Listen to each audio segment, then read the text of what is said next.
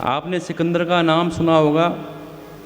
सिकंदर ने बहुत कुछ बटोर लिया, खजाने लूट लिए।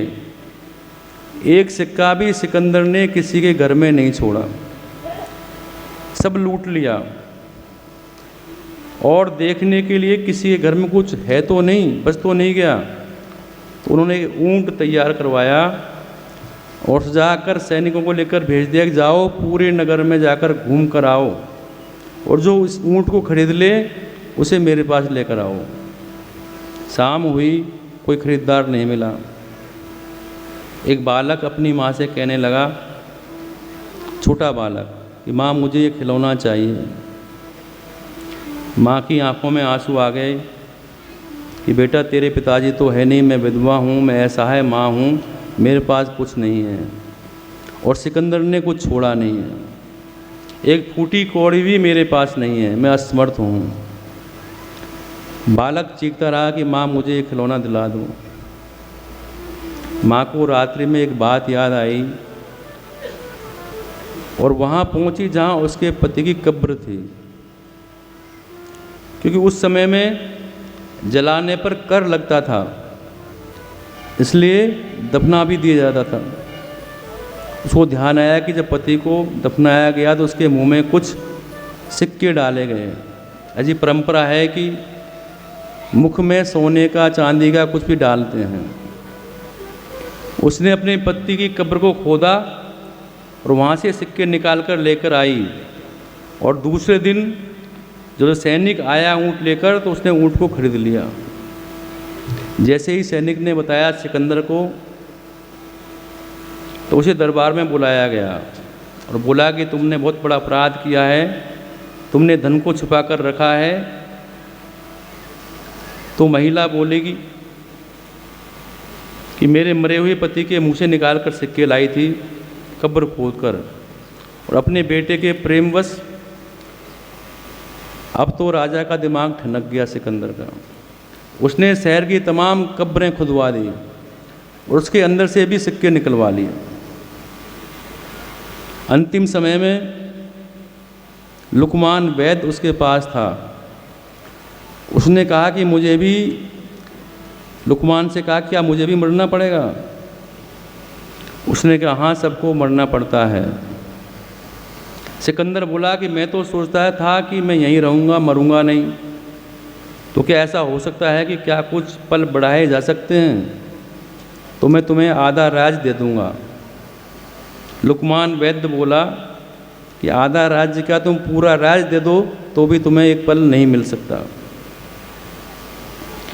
एको प्रश्वास है 9 कोटि मूल्य। तो क्या जो मैंने कमाया, जो लूटा, उसे मैं ले नहीं जा पाऊंगा? उसने कहा नहीं, नहीं ले जा पाओगे। यहाँ तुमने जो भी कमाया वो यहीं रह जाएगा। कफन की जेब नहीं होती। तो सिकंदर बोलने लगा, क्या मैं इतना बावला था, मुर्दों तक के मुँह से मैंने पैसे निकलवा लिए। सिकंदर ने एक बात कही कि मैं तो मर जाऊंगा, जब मेरी अर्थी को ले जाओ तो मेरे दोनों हाथ निकाल कर खुले करवा देना, ताकि लोग जान सकें कि जब साथ जाएंगे तो दोनों हाथ खाली जाएंगे। तो क्या भरोसा है इस जिंदगी का, ये किसी का साथ नहीं देती। हर चीज़ का हम मुहूर्त निकलवाते हैं, गृह प्रवेश का मुहूर्त, जन्म दिवस का मुहूर्त, शादी का मुहूर्त, शुभ मुहूर्त। और मेरे प्रेमियों, जब प्राण निकल जाएंगे तब घर वाले आपका मुहूर्त निकलवाएंगे? नहीं निकलवाएंगे। तब तो कहेंगे कि जल्दी तैयारी करो, देरी नहीं करो, ले चलो। तो संतों ने बार बार यही समझाया मेरे प्रेमियों कि हम कुछ साथ नहीं ले जाएंगे। तो मेरे प्रेमियों, एक एक घड़ी बीत रही है। हर घड़ी पर हर घड़ी हर घड़ी पर हर घड़ी जितनी घड़ी अब ना रही, हर घड़ी से हर घड़ी हाथों से निकली जा रही, और जो घड़ी हाथों पर बंधी, और जो घड़ी हाथों पर बंधी वह न रहने पाएगी, और जो घड़ी हाथों से निकली वह न वापस आएगी। जब तेरी घड़ी असली घड़ी पर आएगी, कितनी भी चाबी भरते रहना वह न रुक ना पाएगी। तो मेरे प्रेमियों, परमात्मा का नाम लें, ये जीवन का कोई भरोसा नहीं, हम बार बार यही कहते हैं। तो मेरे प्रेमियों, हमारे साथ क्या जाएगा? हम सब लोग कहते हैं क्या लेकर आए हैं, क्या लेकर जाएंगे, पर साथ जाएगा। क्या जाएगा? जैसे गुरु महाराज कहा करते थे कि लिया दिया तेरे संग चलेगा, धर्म कर्म का नाता है, साईं नाम की चिंता करमाई देने वाला दाता है। तो प्रभु का नाम हमारे साथ जाएगा, अच्छे कर्म हमारे साथ जाएंगे। और नाम महाराज की तो बड़ी महिमा है, इस कलयुग में नाम की बड़ी महिमा है। कि नाम क्या करता है?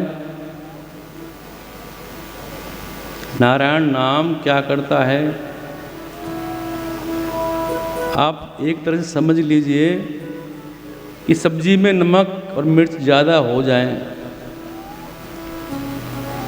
तो क्या आप सब्जी में से नमक और मिर्ची निकाल सकते हैं? नहीं निकाल सकते। ज़्यादा हो गया सो हो गया, उसको निकाला नहीं जा सकता। लेकिन संत लोग समझाते हैं, सब्जी में नमक और मिर्च ज़्यादा हो जाए तो नींबू डालकर नमक का प्रभाव कम कर सकते हो, और घी डालकर मिर्च का प्रभाव कम कर सकते हो। निकाला तो कुछ भी नहीं, लेकिन नींबू और घी डालने से अब जो सब्जी खा रहे हैं उसमें मिर्च नहीं लगती, नमक नहीं लगता, और आप आनंद से खाए जा रहे हैं। वैसे ही यदि जीवन में कोई पाप कर्म गलती भूल जो हुई है, उसका दंड तो मेरे प्रेमियों मिलता है दुख स्वरूप में, लेकिन भगवान के नाम से वो शक्ति हमें मिल जाती है। अगर कोई दुख भी सामने आते हैं तो हम हंसते हंसते मुस्कुराते हुए भगवान के नाम के सहारे उसे पार कर जाते हैं। फिर क्या होता है? अब वो दुख नहीं लगता, मुश्किल नहीं लगती। मुश्किल तो है पर महसूस नहीं होती। क्यों? जो हमने उसमें राम नाम का घी है वो डाल दिया। राम नाम का सहारा जो है वो हो गया। तो राम नाम के सहारे से आगे के जीवन को बदला जा सकता है, हमारी वृत्तियों को बदला जा सकता है। यजुर्वेद में लिखा है कि तुम 100 वर्ष तक जियो, पर सुकर्म करते हुए जियो, बुरे कर्म नहीं। वेद कहता है कि सुकर्म, अच्छे कर्म करते हुए जियो। और इसी कर्म की परिभाषा को गीता में भगवान श्री कृष्ण ने कहा। दूसरे अध्याय के 47वें श्लोक में भगवान श्री कृष्ण कहते हैं, कर्मण्येवाधिकारस्ते मा फलेषु कदाचन।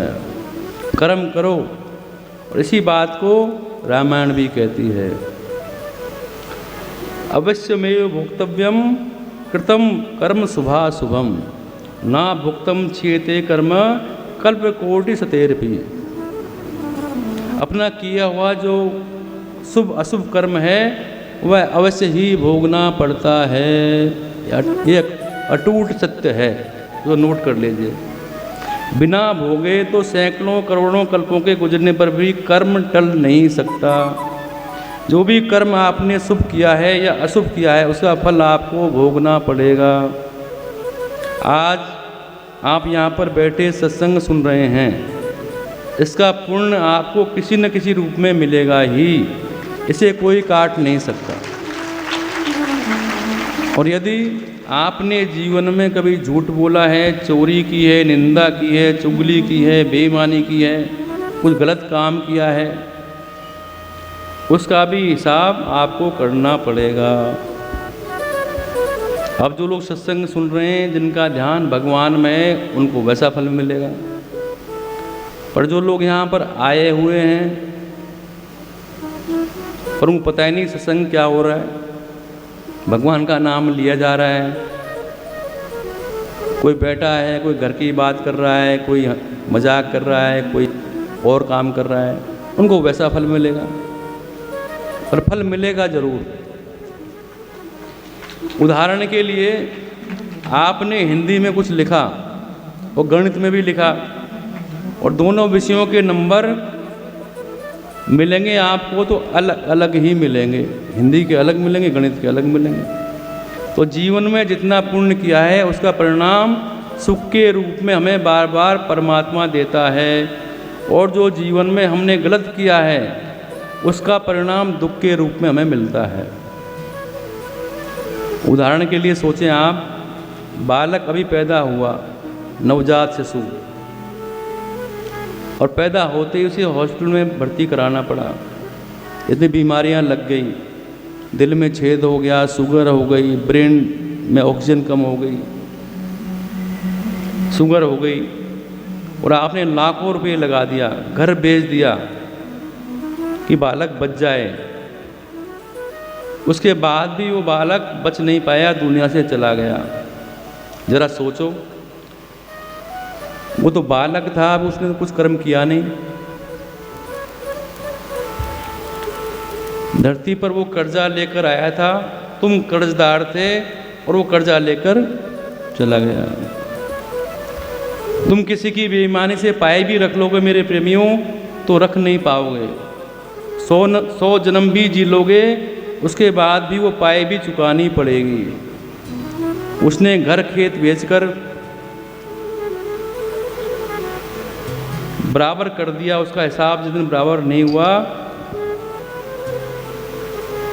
जब तक वो जिया, और जब हिसाब बराबर हो गया तो वो चल दिया। ये हमारा कर्म है। और रामचरितमानस में तुलसीदास जी ने इसको सरल शब्दों में कह दिया कि कर्म प्रधान विश्व रच राखा, जो जस करहि सो तस फल चाखा। सकल पदार्थ हैं जग माही, कर्महीन नर पावत नहीं। शुभ और अशुभ कर्म अनुहारी, ईश देय फल हृदय विचारी। करई जो कर्म पाओ फल सोई, निगम नीति अस कह सब कोई। कि जो करेंगे वो भोगना पड़ेगा।